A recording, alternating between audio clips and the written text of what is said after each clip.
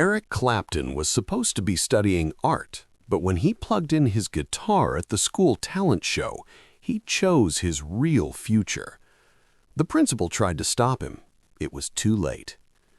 It was Friday, November 16, 1962, at Kingston College of Art in southwest London. The annual Autumn Talent Show was about to begin in the college's main assembly hall, and 17-year-old Eric Clapton was backstage, tuning his guitar with trembling fingers and wondering if he was about to make the biggest mistake of his academic career. Eric had been a student at Kingston College of Art for just over a year, supposedly studying graphic design and commercial art. But anyone who knew him could tell you that his heart wasn't in his studies. While other students spent their evenings working on design projects and studying art history, Eric spent his time practicing guitar, listening to blues records, and playing in local clubs whenever he could sneak away from campus. His teachers had been complaining about his lack of focus for months. His attendance was spotty, his assignments were often late or incomplete, and he seemed far more interested in music than in developing any kind of serious artistic career in the visual arts. Mr. Clapton, his design instructor, Professor Williams, had told him just the week before, "You have potential as a commercial artist, but only if you apply yourself. This obsession with popular music is going to ruin your chances of having a real career." But Eric knew something that Professor Williams didn't. He had already found his real career. Music wasn't a hobby or a distraction from his art studies. Music was everything. It was his passion, his calling, and increasingly, his only source of genuine happiness. The talent show had been organized by the Student Council as a way to showcase the diverse talents of the college's students. Most of the acts were what you'd expect from an art college: poetry readings, classical music performances, interpretive dance pieces, and displays of visual art. Eric's application to perform had raised eyebrows among both students and faculty. "Guitar music?" the Student Council president had asked when Eric submitted his application. "What kind of guitar music? Classical? Folk?" "Blues," Eric had replied simply. "Electric blues." The reaction had been immediate and skeptical. Electric guitars were still relatively uncommon in British educational institutions in 1962. They were associated with American rock and roll, with rebellion, with everything that conservative British academic establishments were trying to discourage. Mr. Clapton, his design instructor, Professor Williams, had told him just the week before, "You have potential as a commercial artist, but only if you apply yourself. This obsession with popular music is going to ruin your chances of having a real career." But Eric knew something that Professor Williams didn't. He had already found his real career. Music wasn't a hobby or a distraction from his art studies. Music was everything. It was his passion, his calling, and increasingly, his only source of genuine happiness. The talent show had been organized by the Student Council as a way to showcase the diverse talents of the college's students. Most of the acts were what you'd expect from an art college: poetry readings, classical music performances, interpretive dance pieces, and displays of visual art. Eric's application to perform had raised eyebrows among both students and faculty. "Guitar music?" the Student Council president had asked when Eric submitted his application. "What kind of guitar music? Classical? Folk?" "Blues," Eric had replied simply. "Electric blues." The reaction had been immediate and skeptical. Electric guitars were still relatively uncommon in British educational institutions in 1962. They were associated with American rock and roll, with rebellion, with everything that conservative British academic establishments were trying to discourage. But Eric had persisted, and eventually, perhaps out of curiosity more than enthusiasm, the organizers had agreed to let him perform. They scheduled him for a brief 5-minute slot near the end of the program, after the more serious, artistic presentations.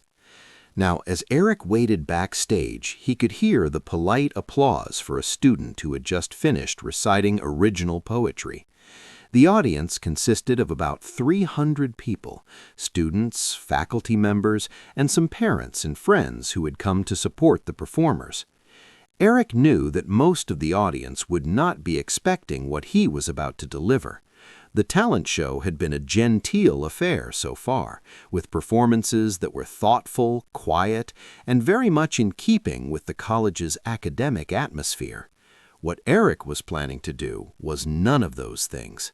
He had chosen to perform Hoochie Coochie Man, the Muddy Waters blues standard that had become his signature song. But he wasn't planning to perform it as a gentle acoustic interpretation.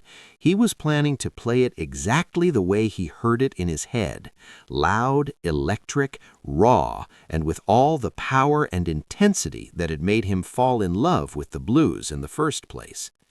His amplifier was set up at the side of the stage, a small but powerful Vox AC-15 that he had bought with money earned from weekend gigs. The guitar he was carrying was a semi-acoustic Gretsch that he had borrowed from a friend, knowing that it would produce the kind of sound he wanted for this performance. "Eric Clapton, performing Hoochie Coochie Man," announced the student council president, reading from his program with barely concealed skepticism. Eric walked onto the stage to polite, sparse applause. The assembly hall had excellent acoustics for classical music and spoken word performances, but it was about to experience something it had never been designed for. As Eric plugged in his guitar and adjusted his amplifier settings, he noticed Principal Harrison sitting in the front row, looking stern and disapproving. Dr. Harrison was a traditional educator who believed that art colleges should focus on preparing students for respectable careers in design, illustration, and fine arts. He had little patience for what he considered frivolous distractions. Eric looked out at the sea of faces in the assembly hall. Most of the audience members looked curious but skeptical. A few of his fellow students who knew about his musical interests were watching with anticipation. The faculty members looked like they were preparing to endure something they wouldn't enjoy. Taking a deep breath, Eric positioned himself at the microphone and launched into the opening riff of Hoochie Coochie Man. The effect was immediate and shocking. The volume level that Eric had set was appropriate for a blues club or a rock venue, but in the quiet, academic atmosphere of the Kingston College Assembly Hall, it was overwhelming. The sounds seemed to bounce off every wall, filling the space with a raw electric energy that nobody in the room had ever experienced in that setting. But more than just the volume, it was the nature of the music itself that caught everyone off guard. This wasn't the polite, restrained performance that the audience had been expecting. This was authentic American blues, played with passion and intensity by a 17-year-old British kid who had absorbed every nuance of the music he loved. Eric's guitar work was flawless. Every note was perfectly placed, every bend was executed with precision, and his rhythm was absolutely solid. He played the opening riff and verse with a confidence and maturity that belied his age, channeling the spirit of Muddy Waters while making the song completely his own. For the first minute and a half, the audience was too shocked to react. Some people sat with their mouths open, unable to process what they were hearing. Others looked around nervously, unsure how to respond to this unprecedented performance. But as Eric moved into the guitar solo section of the song, something remarkable began to happen. A few students in the audience began to nod their heads in time with the music. Some started to smile, recognizing that they were witnessing something special, even if they weren't sure what to make of it. Eric was completely absorbed in his performance, lost in the music in a way that he had never been while sitting in design classes or working on art projects. This was where he belonged. This was what he was meant to do, and everyone in that assembly hall could see it. But not everyone appreciated what they were seeing. Principal Harrison had been growing more agitated with each passing moment. The volume was far beyond anything that had ever been heard in his assembly hall. The music was completely inappropriate for an academic setting, and worst of all, from his perspective, Eric was clearly enjoying himself far too much. At exactly 2 minutes and 17 seconds into the performance, Principal Harrison had had enough. He stood up from his front row seat, strode purposefully across the stage, and reached for the power cord of Eric's amplifier. "That's quite enough of that noise," he shouted, pulling the plug and cutting off Eric's performance mid-solo. The assembly hall went dead silent. 300 people sat in stunned silence, not sure what to make of what they had just witnessed. Eric stood on the stage, still holding his guitar, looking at Principal Harrison with a mixture of anger and disbelief. "This is supposed to be a showcase of artistic achievement," Principal Harrison announced to the audience, his voice carrying clearly through the hall's sound system. "Not an exhibition of noise pollution." For a moment, Eric just stood there, processing what had happened. Then, something inside him snapped. All of his frustration with the academic system, all of his resentment at being told that his passion was just a distraction, all of his anger at being silenced just when he was expressing his truest self, came boiling to the surface. Instead of walking off the stage quietly, as Principal Harrison clearly expected him to do, Eric stepped closer to the microphone. "This isn't noise," he said, his voice carrying clearly through the hall. "This is music, real music, the kind of music that actually matters to people." Principal Harrison's face turned red. "Mr. Clapton, you will leave this stage immediately." "No," Eric said, surprising himself with his own defiance. "You want to talk about artistic achievement? This music was created by some of the most important artists who ever lived. Muddy Waters, Robert Johnson, Big Joe Williams. They poured their souls into this music. They created something that speaks to people's hearts, something that's real and honest and powerful." The audience was now completely riveted. This confrontation between the teenage musician and the school authority was unlike anything they had ever seen at a college talent show.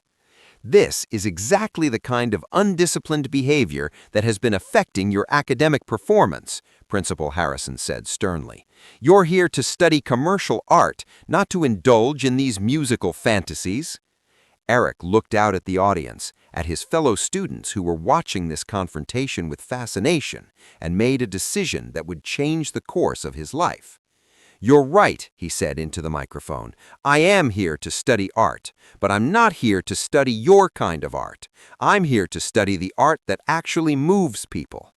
With that, Eric unplugged his guitar from the dead amplifier, picked up the power cord that Principal Harrison had disconnected, and plugged it back in. The amplifier came back to life with a loud hum. Principal Harrison reached for the cord again, but Eric was ready for him. He stepped between the principal and the amplifier and launched back into his guitar solo, playing even louder and with even more intensity than before. The audience erupted. Some people cheered, some people applauded, some people laughed at the audacity of what they were witnessing. A 17-year-old student was openly defying the principal of his college in front of 300 people, and he was doing it with a guitar solo. Principal Harrison was furious, but he was also trapped.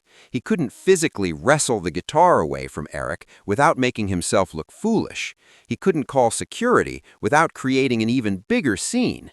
And he couldn't ignore what was happening because the entire college community was watching. For the next minute and a half, Eric Clapton played the most important guitar solo of his young life.